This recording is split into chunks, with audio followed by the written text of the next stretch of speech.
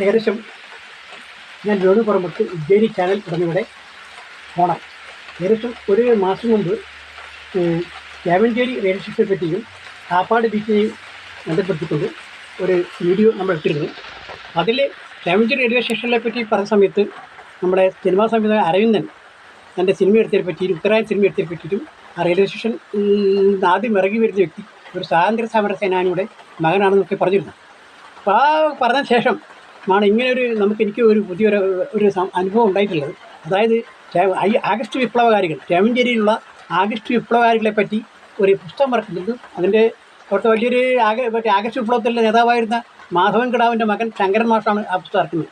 അപ്പോൾ അദ്ദേഹം ഇങ്ങനെ പറഞ്ഞ് എനിക്കൊരു ഇതൊക്കെ ഇട്ടിരുന്നു. അപ്പോൾ അങ്ങനെ ആ സംഭവം നടക്കുകയാണ്. ഈ പുസ്തകം രാമഞ്ചേരി ആഗസ്റ്റ് വിപ്ലവത്തിൻ്റെ സ്ഫുലിംഗം ആടിത്തിമിർത്ത ഗ്രന്ഥം, ആടിത്തിമിർത്ത ഗ്രാമം എന്നാണ് ഈ പുസ്തകത്തിൻ്റെ പേര്. ഇതിൽ ഒരു ഭാഗത്ത് നമുക്ക് കാണാം ഒരു ദീപന്തവുമായിട്ടൊരാൾ, വേറെ ആളിലേക്ക് തോന്നുന്ന മിക്കവാറും എന്തെങ്കിലും 12 വിട്ടമൊക്കെ ആയിരിക്കും. ഇതൊക്കെ ആയിട്ട് നേരെ ഈ രാമഞ്ചേരി രജിസ്റ്റർ ഓഫീസിന് നേരെ പോകുന്ന ഒരു ചിത്രമാണ് ഇതിൽ ആദ്യം ഒരു ഭാഗത്ത് ആവിഷ്കരിച്ചിരിക്കുന്നത്. മറുഭാഗത്ത്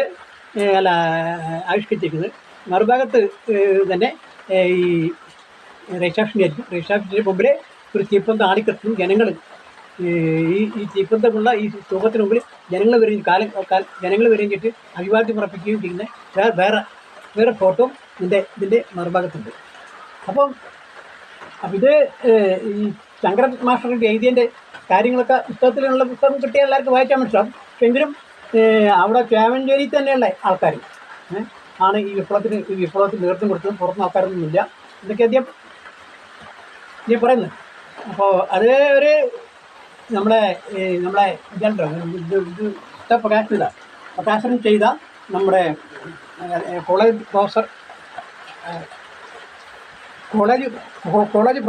പറയുന്നത് വെച്ചാൽ ഇത്രത്തോളം ഒരു സംഭവം കേരളത്തിൽ ഇത്രത്തോളം ജനങ്ങൾ പങ്കെടുത്ത സ്വാതന്ത്ര്യ സമര കാലഘട്ടത്തിൽ ഞങ്ങൾ കൂട്ടമായി പങ്കെടുത്ത ഒരു പരിപാടി